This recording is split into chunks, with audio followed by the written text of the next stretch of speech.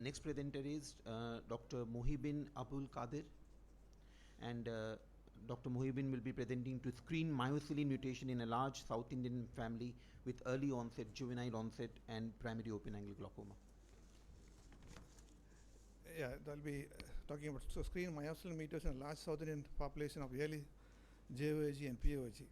These are my co-investigators. So the background, a 26-year-old female high school teacher present a OPD, busy OPD with defective vision of 1 year duration. Pressures of 50 and 666 and 612 vision and point and cup, ill-sustained people. This is just the cupping. The point is very advanced, pale-looking cupping. So we pulled her brother who came along with her sister, and we found that her pressure was of 54 and 46. Often people defect and pressure is 50, 40 and point and cup. This is the advanced cupping, symmetrical and very pale disc. So we had a history. We took a history of families with glaucoma, the mother and grandmother. Then we thought it is something. We explored the place called Kadaladi, which is 100 kilometers from Madurai, Ramnath district, to look at what happened to the particular village. So this is the one we have comprehensive examination done campsite. We took a sit lamp, we done IID, we done gonia, we done a preliminary examination. We also took a blood sample for genetic counseling. We took a handheld fundus photograph, then our counselor to counsel all that, and we done this spot, the part of World Glaucoma Week a few years back. Then our main objective to screen myocilin mutation in large South Indian family with early onset juvenile glaucoma and adult onset POG glaucoma.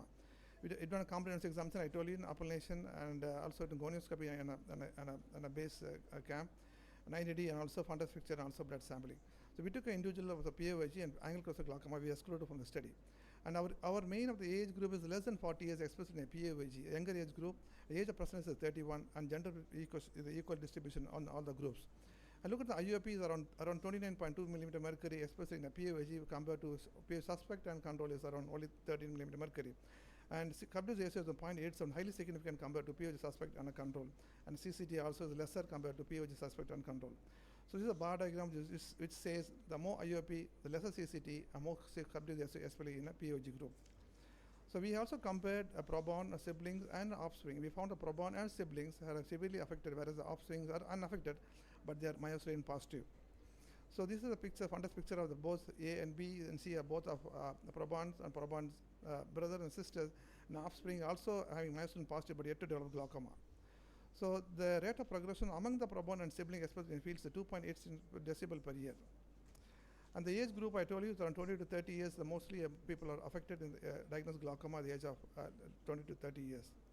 So genetic blood sampling was extracted from all the patients for written consent form, and DNA extraction was extracted with, and also bidirectional sequencing performed for screening myocilin mutation, and whole sequencing was performed for myocilin negative POG patients. And then the researcher came to the campsite for Kadaladi, where there's the Thermalingam and Dr. Baranjaran and my fellow Geethu all came to the campsite to do a genetic analysis. This is the pedigree was put. See the pedigree, the arrow mark is then the proborn. The proborn two brothers are myocilin positive glaucoma. Proborn sister is glaucoma. Proborn mother is glaucoma. Proborn grandmother is glaucoma. So proborns again mother's brother is glaucoma. So whole family is affected with glaucoma with a high intraocular pressure.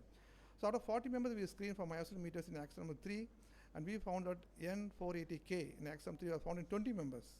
And among 20 members, 15 were POG and 3 were JOG suspect and 2 were control. Youngest to get was 10 years old. The 18 mutations people were more than 10 years of age. The 17 had a high penetration of 94%. So POG suspect, JOG suspect 2 carry a mutation, and other carry a mutation in axon 1 of the myocilin common variant. 2 control we need to closely watch out for developing glaucoma.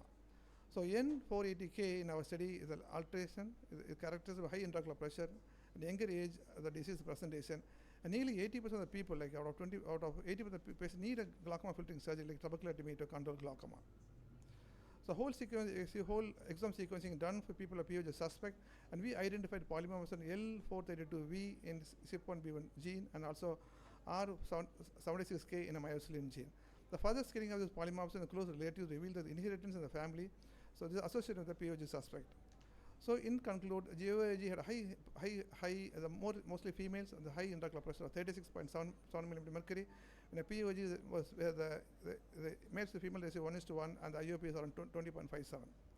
To conclude, a strong familistic glaucoma with high intraocular pressure and younger age of presentation like our study, warranted genetic testing of myocilin gene mutation. Younger carriers identified in the study need to be followed carefully for the symptom of initial intervention. emphasizes the importance of screening a myocilin gene and other gene variant in a family-based studies. An important JOG patient with a myocilin mutation are reported to have high intraocular pressure in early onset. If left untreated, result in severe visual impairment. So screening myocilin mutation among JOG patients of this family help detect the disease early. Early detection will allow better therapeutic intervention. Thank you. Thank you. I think it's a wonderful work. They were all high pressures glaucoma, Yeah, yeah. GOAG or POAG. Yeah, they were high Yes, pressure. Yeah.